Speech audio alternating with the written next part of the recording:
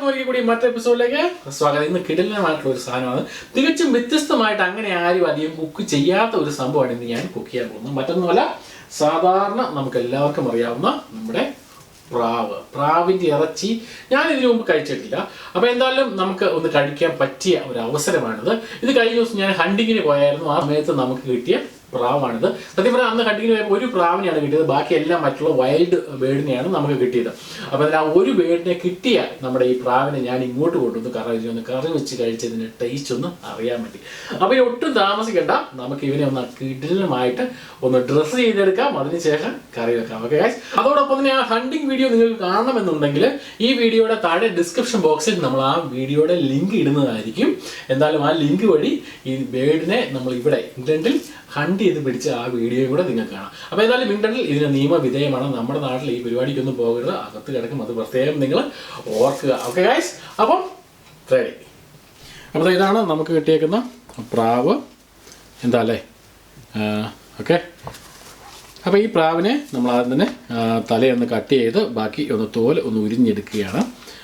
ഒരുപാട് വലിയ ഒരു ദേശീയമുണ്ട് എന്ന് എനിക്ക് തോന്നുന്നില്ല, ചെറിയൊരു ദേശീയമാണെന്ന് പ്രതീക്ഷിക്കുന്നു. എന്നാലും നമ്മുടെ നാട്ടിലെ നമ്മുടെ പ്രാവിനേക്കാൾ ഒരു അല്പം കൂടി തൂക്കമുണ്ടെന്ന് വേണമെങ്കിൽ പറയാം. ഓക്കെ, എന്നാലും ഇവിടെയാണ് വെടി കൊണ്ടേക്കുന്നത്. വേണ്ട പെല്ലറ്റ് വന്നേക്കുന്ന ആ ഒരു ഏരിയ ഇതാണ്. എനിവേ, നമുക്ക് കഴുത്ത് കട്ട് ചെയ്ത് ഡ്രസ്സ് ചെയ്യാം.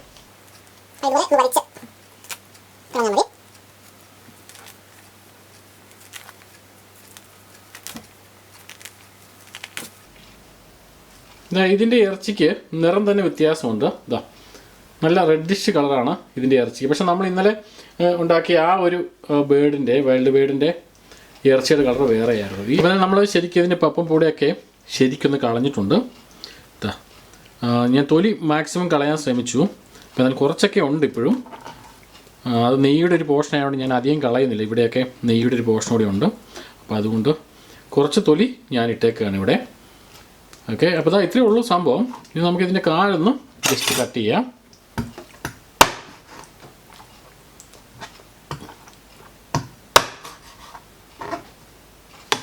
അപ്പോൾ ഇതെല്ലാം കൂടെ കളഞ്ഞു കഴിഞ്ഞപ്പം ഇത്രയേ ഉള്ളൂ. എന്നാൽ നമുക്ക് ഇതൊന്ന് ജസ്റ്റ് ഒന്ന് ഓപ്പൺ ചെയ്യാം. ജസ്റ്റ് ഒന്ന് ഇതുപോലെ ഒന്ന് വരഞ്ഞ ശേഷം രണ്ടായിട്ട് നമുക്ക് കീറിയെടുക്കാം.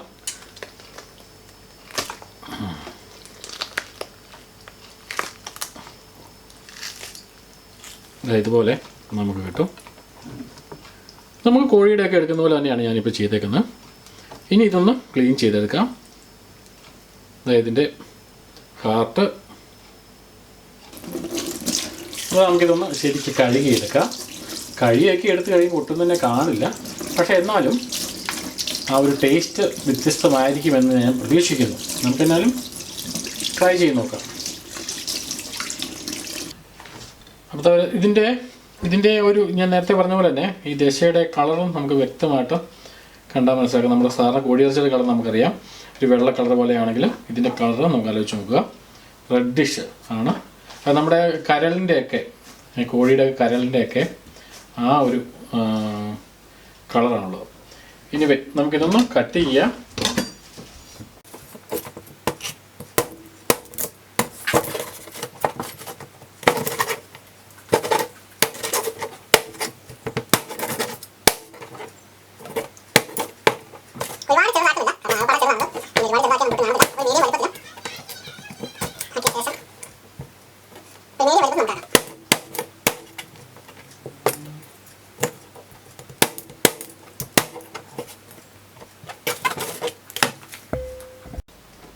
ഇതിൻ്റെ കാല് തന്നെ എടുക്കുവാണെങ്കിൽ ഇത്രത്തോളം ഉള്ളൂ. അത് ഞാൻ എടുത്ത ശേഷം കാണിച്ചിരുന്നതാ. ഇതാണ് സാധാരണ ചിക്കൻ കാലൊക്കെ എടുക്കുന്ന പോലെ ഇതിൻ്റെ കാലെടുത്ത് കഴിഞ്ഞാൽ ഇതാണ്. ഇത് നമ്മൾ കട്ട് ചെയ്യുന്നില്ല, ഇതേവിടെ തന്നെ നമുക്കിടാം. അതിനുശേഷം നമുക്കിതൊരു ഡ്രൈ റോസ്റ്റ് ആക്കി മാറ്റാം. അതാണ് എൻ്റെ പ്ലാൻ. സാധാരണ കറിയല്ല, ഒരല്പം ഡ്രൈ ആക്കി റോസ്റ്റ് ചെയ്തെടുക്കാം.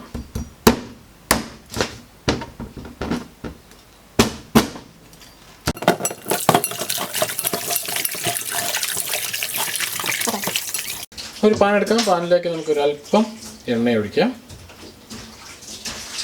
അപ്പോൾ നമ്മുടെ പാൻ ചൂടായപ്പോൾ ഞാനൊരു 2 സബോള ശരിക്കിട്ടുണ്ട്. ശരിക്കും സവോള ഇട്ടൊന്ന് വഴറ്റി എടുത്തു കഴിഞ്ഞാൽ ഒന്നാമത് ഇറച്ചി അല്പം കുറവാണ്. അപ്പം നമുക്ക് ആ ഒരു ഇറച്ചിയുടെ കുറവാണെങ്കിൽ പോലും നല്ല ടേസ്റ്റ് ഫീൽ ചെയ്യാൻ എപ്പോഴും ഏത് ഇറച്ചിയാണെങ്കിൽ പോലും നമുക്ക് സവോള ശരിക്ക് കൂടുതലിട്ടാൽ നന്നായിരിക്കും.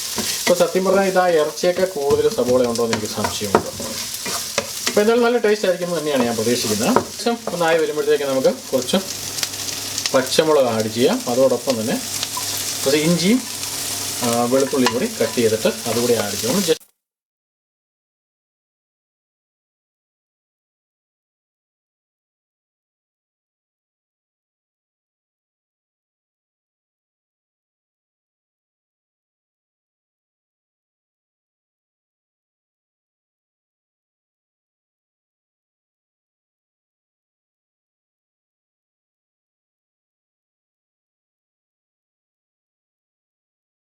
ഗരം മസാല ആഡ് ചെയ്യണം. അതോടൊപ്പം തന്നെ മല്ലിപ്പൊടിയും കൂടി. ഞാൻ ഇതിൻ്റെ അകത്ത് മുളക് പൊടി ആഡ് ചെയ്യുന്നില്ല, കാരണം നമുക്കൊരു കറുത്ത നിറത്തിൽ ഒന്ന് ഡ്രൈ ആക്കി എടുക്കാമെന്ന് വിചാരിച്ചിട്ടാണ്. നമുക്കതുകൊണ്ട് തന്നെ ഒരല്പം കുരുമുളക് പൊടി കൂടുതലിടാം എരിവിനായിട്ട്.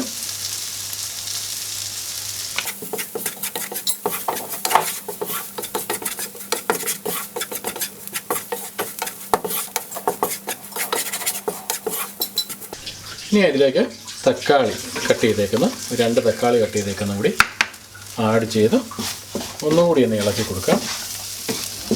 മസാലയൊക്കെ ഒന്ന് ശരിക്കൊന്ന് സെറ്റാകാൻ വേണ്ടി.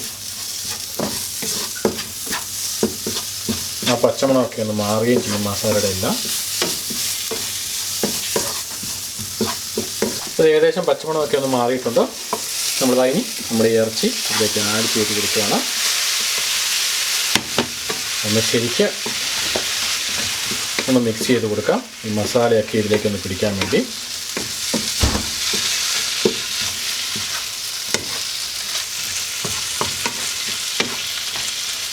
ഇതാ ഞാനിതിലേക്ക് ഒരല്പം പച്ചവെള്ളം കൂടി ഒഴിക്കുകയാണ്. അതിനുശേഷം നമുക്ക് അടച്ച് വെച്ച് ശരിക്കും ഒന്ന് വേവിച്ചെടുക്കും. എന്തായാലും ഇതിൻ്റെ വേവ് എനിക്ക് അറിയത്തേ ഇല്ല, ഇതിനു മുമ്പ് നമ്മളിത് കുക്ക് ചെയ്തിട്ടില്ല. പക്ഷേ ഒരു ഏകദേശ കണക്ക് വെച്ചിട്ട് ഈ 20-25 മിനിറ്റ് നേരം ഇങ്ങനെ അടച്ച് സൂക്ഷിക്കുക.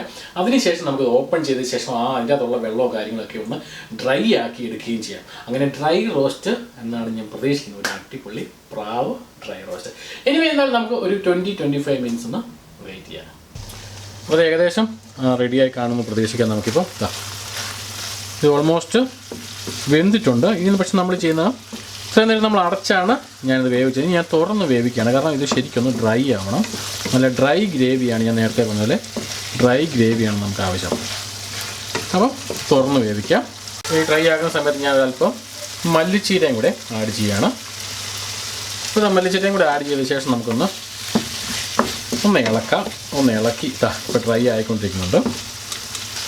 എനിക്ക് തോന്നുന്നു ഇപ്പോൾ കണ്ടു കഴിഞ്ഞാൽ നല്ല താറാവ് റോസ്റ്റ് പോലെ നമുക്ക് തോന്നുന്നുണ്ട്.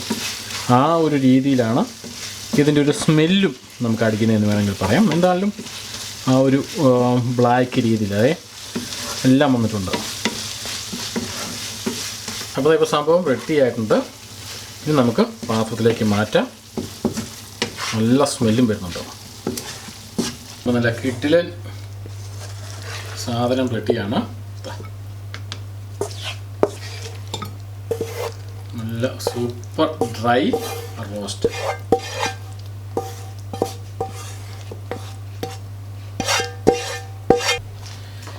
കണ്ടു നോക്കുക, നല്ല സൂപ്പർ സാധനം. നല്ല മസാല പിടിച്ച് നല്ല ഗ്രേവിയൊക്കെ അങ്ങ് പിടിച്ച് നല്ല സ്മെല്ലും വരുന്നുണ്ടോ. ഇനി നമുക്ക് ഒട്ടും താമസിക്കേണ്ട, നമുക്കൊന്ന് കഴിച്ച് നോക്കാം. ഇനിയാണ് റിയൽ ടൈം, നല്ല ചൂട് പറക്കുന്ന റിയൽ ടൈം. ടേസ്റ്റ് ചെയ്ത് നോക്കാം. ഞാൻ നേരത്തെ പറഞ്ഞിരുന്നു ഇതിന് മുമ്പ് ഞാനിത് കഴിച്ചിട്ടില്ല എന്നുള്ളത്. എന്നാലും നല്ല സ്മെല്ലാണ്. ഞങ്ങൾ മസാലക്കൂട്ടിൻ്റെ എല്ലാം ഞാൻ പ്രത്യേകം പറയുന്നില്ല, അത് ഞാൻ മുളക് പൊടി ഇട്ടിട്ടില്ല, പകരം മറ്റുള്ള മസാലകളും പിന്നെ കുരുമുളക് പൊടി മാത്രമാണ് ഇട്ടിരിക്കുന്നത്.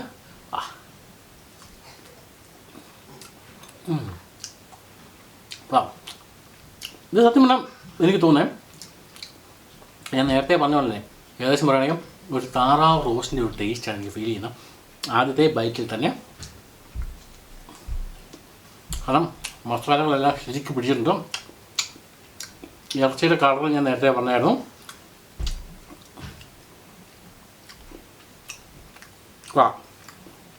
സൂപ്പറായിരുന്നു. ആദ്യമേ ഈ നല്ല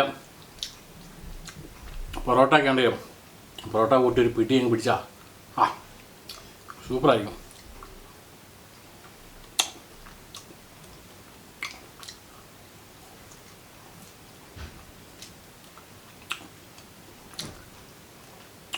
എന്നാലും